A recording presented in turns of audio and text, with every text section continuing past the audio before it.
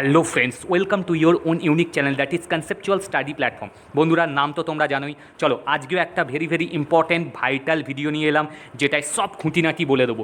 এই রকম ভিডিও এর আগে কনসেপচুয়াল স্টাডি প্ল্যাটফর্মে আসেনি। অনেকের রিকোয়েস্টে অনেকে বলেছিল স্যার এই ভিডিওটা নিয়ে আসুন। চলো, ভিডিওটা পুরোটা দেখো, তবেই বুঝতে পারবে। ওকে, চলো, কন্ট্যাক্ট নাম্বার দেওয়া আছে, হোয়াটসঅ্যাপ নাম্বার দেওয়া আছে, তোমরা দেখে নাও। অনেকেই জানো 7980389095, 8773085899 for any kind of PDF purchasing any course prelims, call on these numbers. Insta ID দেওয়া আছে স্নেহাসিস85, তোমরা ফলো করতে পারো। দেখো কি রিলেটেড ভিডিও, দেখো লেখাই আছে টুডে স্পেশালিটি ওয়েস্ট বেঙ্গল বন সহায়ক বন দপ্তর information update, interview question and answer, full detail regarding interview. First time বন দপ্তরের আমি নিয়ে এলাম। অনেক ক্যান্ডিডেট আমায় রিকোয়েস্ট করেছিল স্যার এই ভিডিওটা নিয়ে আসুন, ইন্টারভিউ সম্বন্ধে কিছু বা কীরকম কী প্রসিডিং সব কিছু এই ভিডিওতে ফুললি ডিটেল আলোচনা করে দেবো। যারা ফর্ম ছেড়েছো বা ছাড়োনি সবাই দেখতে পারো, সবাইয়ের ইউজফুল, কারণ কোশ্চেনগুলো খুবই কোয়ালিটেটিভ কোশ্চেন। এর সাথে আজকে আমরা ইন্টারভিউর কিছু ভাইটাল কোশ্চেন অ্যান্সারও দেখে নেবো। ঠিক আছে, ভিডিওটার শেষে অনেক কোশ্চেন দেওয়া আছে, তোমরা দেখে নেবে কী স্টাইলে কোশ্চেন হয়েছে আর কীরকমভাবে প্রিপারেশান হচ্ছে। তার আগে আমরা সব নোটিশও দেখে নেবো। ঠিক আছে, চলো একবার দেখো কী লেখা আছে। ইন্টারভিউ প্ল্যাটফর্ম দেখে নাও। কনসেপচুয়াল স্টাডি প্ল্যাটফর্মের বন সহায়ক পদের ইন্টারভিউ অনলাইন অফলাইন মুড অনেক দিন আগেই আরম্ভ হয়ে গেছে। 20 থেকে 25 দিন আগেই আরম্ভ হয়ে গেছে। অনেক ক্যান্ডিডেট করছে, তোমরাও করতে পারো। যারা এখনও স্টার্ট করোনি এখানে করতে ইন্টারভিউ, তোমরা PDF পারচেস করতে পারো ইন্টারভিউর জন্য, বা অনলাইন অফলাইন মক টেস্ট বা মক ইন্টারভিউ দিতে পারো। এক চান্সে ইন্টারভিউ ক্র্যাক করার জন্য আজই যোগাযোগ করতে পারো। উপরে নাম্বার দেওয়া আছে, এক চান্সে ক্র্যাক করার জন্য তোমরা যোগাযোগ করতে পারো। তোমরা জানো কীরকম ভাইটাল বা ইনফরমেটিভ প্যাক এরকম করা হয়। ঠিক আছে, প্যাকেজ খুবই ভালো। চলো দেখে নাও। ফর ইন্টারভিউ প্রিপারেশন আর PDF কল, দেখো লেখাই আছে ইন্টারভিউ প্রিপারেশন বনসহায়কের আর PDFের জন্য এই নাম্বারে কল করে নিতে পারো। দেখো নাম্বার দেওয়া আছে, কল করতে পারো তোমরা। ঠিক আছে, দেখো টোটাল তার আগে কিছু ভাইটাল জিনিস দেখে নাও। লাস্টে আমি ইন্টারভিউর কোশ্চেন ডিসকাস করেছি, পুরো নোটিশ বলে দিয়েছি, দেখে নাও। টোটাল ভ্যাকেন্সি কত ছিল? টোটাল ভ্যাকেন্সি ছিল বা আছে 2000। ঠিক আছে, 2000 ভ্যাকেন্সি আছে। ভ্যাকেন্সি ভালোই আছে বলতে গেলে, কিন্তু candidate form field till last update পাওয়া পর্যন্ত ক্যান্ডিডেট কত ফর্ম ফিল করেছে? 20 lakh. Very huge amount of candidate form field this time. Okay, form field কত করেছে বন্ধুরা? 20 লাখ। সব পরীক্ষাতেই মোটামুটি ওয়েস্ট বেঙ্গলের যেগুলোর একটু বেশি ভ্যাকেন্সি থাকে সেগুলোর ফর্ম ফিল হয়। এইটা নিয়ে অত চিন্তা করো না, এটা জাস্ট স্কেল, একটা ডায়াগ্রাম দেখানোর জন্য বললাম। তোমরা ভালো করে প্রিপারেশান নাও, কোনো অসুবিধা হবে না। দেখো ইকুয়েশান কি বলছে, 1000 ক্যান্ডিডেট সমান একটা ভ্যাকেন্সি, মানে একটা ভ্যাকেন্সির জন্য কতগুলো ক্যান্ডিডেট ফাইট করবে? 1000। একটা ভ্যাকেন্সির জন্য একটা পোস্টের জন্য বা একটা সিটের জন্য কতগুলো ক্যান্ডিডেট আছে? 1000 ক্যান্ডিডেট ফাইট করবে একটা ভ্যাকেন্সির জন্য। সুতরাং ভালো করে যে জিনিসগুলো বলবো বা যেভাবে বলবো সেইভাবে প্রিপারেশান করো, কোনো অসুবিধা হবে না। আমার প্রিপারেশান বা আমার স্ট্র্যাটেজি আমি ভালো করেই প্রিপারেশান করাই, তোমরা জানো, যারা করছো তোমরা বুঝতে পারছো। ঠিক আছে, সুতরাং 1000 ক্যান্ডিডেটের সমান একটা ভ্যাকেন্সি। এবার দেখো কি বলছে। সিলেকশন প্রসেস কী আছে? 100 নম্বরের ইন্টারভিউ প্রসেসিং পুরোপুরি ইন্টারভিউর উপর dependent. Selection is purely based on interview procedures. বন দপ্তর বা ফরেস্ট ডিপার্টমেন্টের যে রিক্রুটমেন্টটা হবে ওয়েস্ট বেঙ্গলের, সেটার সিলেকশনটা কী করে হবে? কোনো রিটেন এক্সাম নেই, বাট 100 নম্বরের পেপারস আছে বা কোশ্চেন অ্যান্সার সেট হবে। কিসের বিষয় বা কী কোশ্চেন সেগুলো সব বলে দেবো, ভিডিওটা শেষ পর্যন্ত দেখো। আর কি বলছে, সিলেকশনটা পুরোপুরি হবে ইন্টারভিউর উপর বেস করে। বন্ধুরা ভালো করে মনে রাখো, শুধুমাত্র ইন্টারভিউর উপর বেস করে। Let's check official advertisement. দেখো শেষে অনেক ইন্টারভিউ কোশ্চেন আছে, আমি সব বলবো। এর আগে দেখে নাও অফিসিয়াল অ্যাডভার্টাইজমেন্টটা কী বলছে। চলো একবার দেখে নাও অফিসিয়াল অ্যাডভার্টাইজমেন্ট কী বলছে। দেখো আমরা ওয়েস্ট বেঙ্গলের সাইডে চলে এলাম। কি বলছে? এনগেজমেন্ট অফ বন সহায়ক, একটুখানি দেখে নাও। Government of West Bengal, notification number সব কিছু দেওয়া আছে, তোমরা হয়তো দেখেছো বা দেখোনি, একবার দেখে নাও। কি বলছে? কন্ডিশন অফ সার্ভিস, একটুখানি দেখে নাও। কন্ডিশন অফ সার্ভিসটার কী কন্ডিশন ছিল, এটা vital. This post is purely temporary and contractual, not permanent. পরিষ্কার লিখে দিয়েছে, স্ট্রিক্টলি লিখে দিয়েছে, পারমানেন্ট পোস্ট নয়, টেম্পোরারি বা contractual. The incumbent will not have any claim to any service benefits provided to permanent employees of government of West Bengal. কোনো claim করতে পারবে না মানে পার্মানেন্টের জন্য বা কিছু আদার্স সার্ভিসের জন্য। টেনিওর কী আছে দেখো, টেনিওর কতদিন পর্যন্ত বা কতক্ষণ পর্যন্ত কাজ চলবে।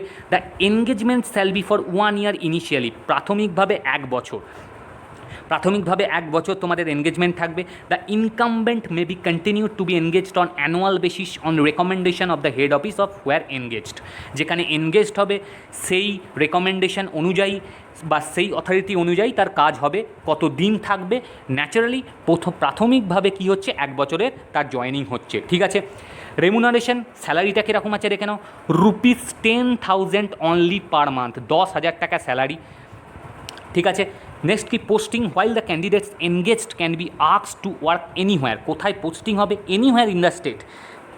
আমাদের স্টেটের 23টা ডিস্ট্রিক্ট আছে, যে কোনো জায়গায়। The selected candidate are likely to be ordinarily posted in the same district as their place of residence or in the nearby district within the same administrative division. For this purpose, district are organized under administrative division as follows. আরেকবার দেখে নাও কি বলা হয়েছে, কি বলেছে, the selected ক্যান্ডিডেটদের আর ordinarily posted কোথায় হবে, সেম ডিস্ট্রিক্ট, তারা যে প্লেস অফ রেসিডেন্স দিয়েছো তোমরা সেই রকম ডিস্ট্রিক্টেই পোস্টিং হবে। এবার একবার বলে দিয়েছে, দেখো ডিস্ট্রিক্টটা অ্যারেঞ্জ করে দিয়েছে অ্যাডমিনিস্ট্রেটিভ ডিভিশন ওয়াইজ। দেখো আমাদের 5টা ডিভিশন আছে, presidency division, Medinipur division, Burdwan division, Malda division, Jalpaiguri division.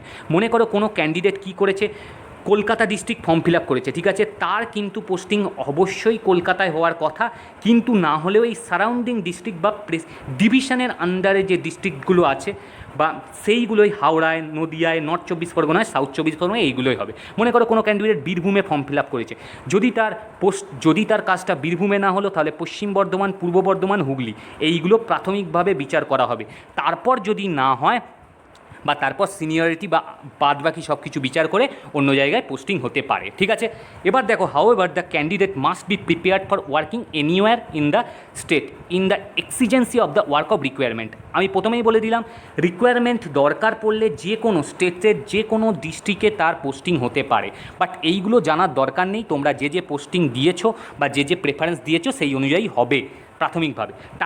Termination কি বলেছে, কবে যদি টার্মিনেশন তোমায় করে বা তোমার রেজিগনেশন করা হয় তাহলে কতদিন আগে নোটিশ দেওয়া হবে। দেখো কী লেখা আছে, engagement is likely to be terminated on the grounds of indiscipline.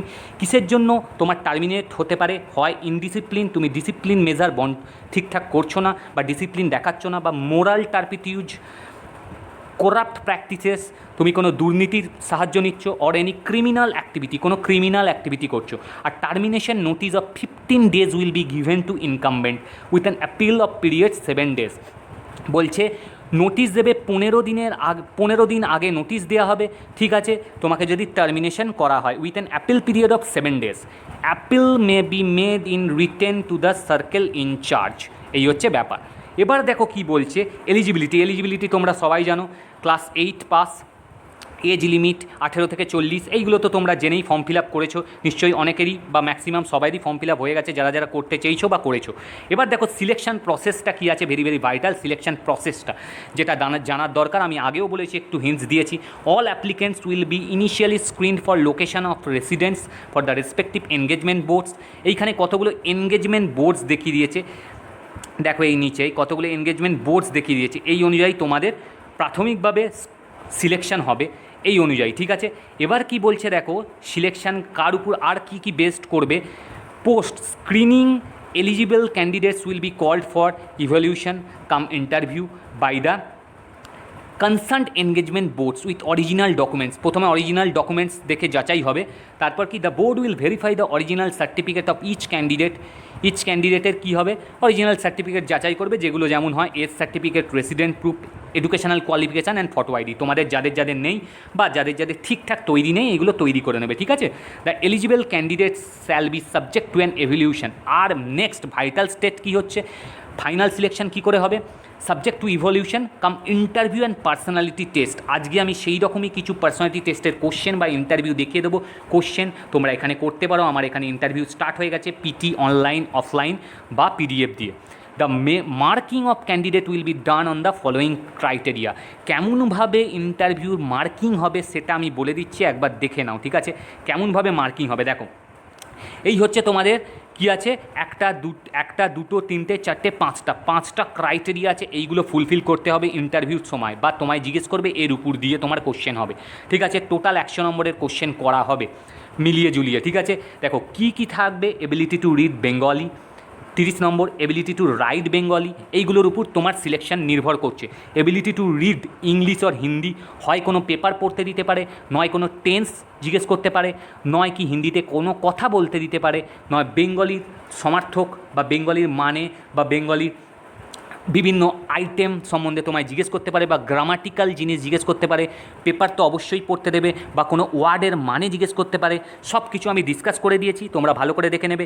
ইন্টারভিউতে আমি আলোচনা করেছি, বা পিডিএফ নিয়ে যারা করছো তারা বুঝতে পারছো। General knowledge oral test GK জিএসের উপর বেস্ট করে কোশ্চেন হবে 20 নম্বর। Personality fitness for forestry works, তুমি কেমন ফরেস্ট্রি ওয়ার্কস জানো, তার উপর 10 নম্বর। ঠিক আছে, এই হচ্ছে টোটাল 100 নম্বর। ঠিক আছে, এবার কীরকম করে মার্কস জাজমেন্ট হবে দেখে নাও। All the 3 members of the, কতজন মেম্বার থাকবে, 3 জন মেম্বার থাকবে এনগেজমেন্ট বোর্ডে, shall award marks to each candidate as per above criteria out of a total 100। একজন ক্যান্ডিডেট 100-র মধ্যে মার্কস দেবে, টোটাল 300-র মধ্যে তোমাদের মার্কস ক্যালকুলেশন হবে।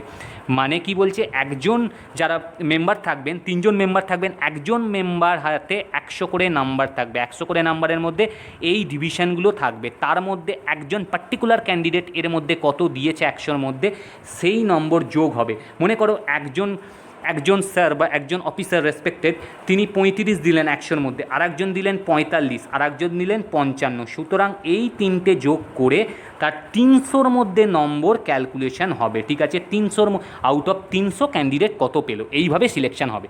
যে বেস্ট বা যার নাম্বার বেশি হয়েছে এই অনুযায়ী। আর যদি নাম্বার সমান হয়ে যায়, মনে করো একটা ক্যান্ডিডেট পেলো 155 আর একটা ক্যান্ডিডেট পেলো 155, যদি সমান হয়ে যায় মার্কস, তাহলে সিনিয়রিটি বিচার করে বা এজ বিচার করে তার রিক্রুটমেন্ট হবে। যার এজ বেশি তাকে আগে রিক্রুটমেন্ট দেওয়া হবে। এই হচ্ছে প্রসিডিওর। এবার দেখো ওইটাই লেখা আছে, কি বলছে, all the 3 members of the engagement board shall award marks to each candidate as per above criteria out of a total 100, and the merit list shall be prepared by adding the marks given by each member and organizing the evaluated candidates in the descending order of marks obtained out of 300। মানে descending order মানে কি, বড় থেকে ছোট। কেউ মনে করো 300-এ 200 পেয়েছে, কেউ মনে করো 300-এ 155 পেয়েছে, কেউ মনে করো 300-এ 105 পেয়েছে, তাহলে কার সিলেকশন হবে, 200 যে পেয়েছে। ঠিক আছে, এই হচ্ছে ব্যাপার। এবার কি বলছে দেখে নাও, the age of the candidates will be taken in consideration with the oldest being allotted better rank. আমি বলে দিলাম, যার নাম্বার যদি 1 নাম্বার হয়ে যায়, যার বেশি নাম্বার থাকবে সিনিয়রিটি বিচার করে তার হবে, যার বয়সটা একটু বেশি। In case of candidate with the same age and marks, the candidate scoring higher in the general knowledge oral test will rank higher. ঠিক আছে, এই হচ্ছে ব্যাপার। এই তোমাদের জিনিস দেওয়া আছে। এবার দেখে নাও সার্কেল এনগেজমেন্ট বোর্ডস কীরকম মেম্বার থাকবে বা কীরকম জিনিস থাকবে একটু দেখে নাও। Each circle engagement board will comprise 3 members, আমি বললাম কে থাকবে 3 জনের মধ্যে। It will be headed by chief conservation of forest, chief conservator of forest CCF with 2 divisional forest officer, 2জন ডিভিশনাল ফরেস্ট অফিসার থাকবে, আর একজনকে থাকবে chief conservator of forest. The jurisdiction of the chief engagement board constituted for the purpose of engagement is as follows. এই রকমভাবে থাকবে, দেখে নাও কোন কোন ডিস্ট্রিক্টের কে চেয়ারপারসন থাকবে বা কে মেম্বার্স থাকবে। সব ডিস্ট্রিক্ট দেওয়া আছে, 23টা ডিস্ট্রিক্ট তোমাদের দেওয়া আছে। দেখো সব নেমলি দেওয়া আছে, 1 2 3 4 5 6 7। দেখো তারপর কি দেওয়া আছে, 8 9 10 11 12 13 14 15 16 17 18 19 20 21 22 এইভাবে দেওয়া আছে। ঠিক আছে, সব ডিস্ট্রিক্টগুলো তোমাদের দেওয়া আছে, একটুখানি দেখে নেবে কে থাকবে, কীরকম কী মেম্বার থাকবে। ওকে ফ্রেন্ডস, চলো এবার দেখে নাও কীরকম কী ইন্টারভিউয়ের কোশ্চেন হতে পারে। সেই কোশ্চেনটা আমি দেখে দিয়েছি, ভালো করে দেখবে। ঠিক আছে, আর ভিডিওটা শেষ পর্যন্ত দেখবে, তাহলে অনেক উপকার হবে। দেখো, বনসহায়ক top challenging interview related question answer কীরকম কোশ্চেন হতে চলেছে। প্রথম কোশ্চেন দেখো, যদি করে এরকম কোশ্চেন হতে চলেছে, ইন্ডিয়ান ফরেস্ট সার্ভিস কবে প্রতিষ্ঠিত হয়, বা বন বিভাগের সর্বোচ্চ পদটির নাম কি। ইন্ডিয়ান ফরেস্ট সার্ভিস কবে প্রতিষ্ঠিত হয়, 1966 সালে ইন্ডিয়ায়। ইন্ডিয়ান ফরেস্ট সার্ভিস ফাউন্ডেড হয়েছিল 1966 সালে। এবার কি, বন বিভাগের সর্বোচ্চ পদের নাম কি, লেখা আছে principal chief conservator of forest. এটি কোনো রাজ্যে ভারতীয় বন পরিষেবার এক আধিকারিকের সর্বোচ্চ পদমর্যাদা। ওকে, ভালো করে মুখস্থ করে নেবে, ভালো করে স্ক্রিনশট নিয়ে নেবে, পুরো ডিটেলস দেখে নাও। ওয়েস্ট বেঙ্গলের বনমন্ত্রীর নাম, নেক্সট কোশ্চেন, ওয়েস্ট বেঙ্গলের বনমন্ত্রীর নাম কে আছে? Rajib Banerjee, very very vital. আচ্ছা বলতে পারো ওয়েস্ট বেঙ্গল বন দপ্তরের হেল্পলাইন নাম্বারটা কোনটা? হেল্পলাইন নাম্বার কোনটা আছে দেখে নাও, হেল্পলাইন নাম্বারও দেওয়া আছে 913323345946। Chief wildlife warden West Bengal, Bikash Bhavan, north block, 3rd floor, Salt Lake city, Kolkata, 7,91,000। তোমাদের পরিষ্কার দেওয়া আছে, এই হচ্ছে অ্যাড্রেস, এই হচ্ছে তোমাদের অফিসিয়াল হেল্পলাইন নাম্বার। এবার কি বলেছে দেখে নাও। আচ্ছা বর্তমানে West Bengal, very very vital question. আচ্ছা বর্তমানে ওয়েস্ট বেঙ্গল থেকে কতজন সেন্ট্রাল মিনিস্টার আছে, তাদের নাম কি বলতে পারো এবং তাদের কি portfolio? Very very unique question, ভালো করে মুখস্থ করে নেবে বন্ধুরা। দেখো 2জন আছে, 2 MPs ফ্রম বেঙ্গল। বলছে সেন্ট্রালের কতজন মিনিস্টার আছে ওয়েস্ট বেঙ্গল থেকে? 2জন আছে, তার মধ্যে একজন আছে বাবুল সুপ্রিয় ফ্রম আসানসোল, আর একজন আছে দেবশ্রী চৌধুরী ফ্রম রায়গঞ্জ। ওকে, দেখো দেবশ্রী চৌধুরীর পোর্টফোলিওটা দেখে নাও।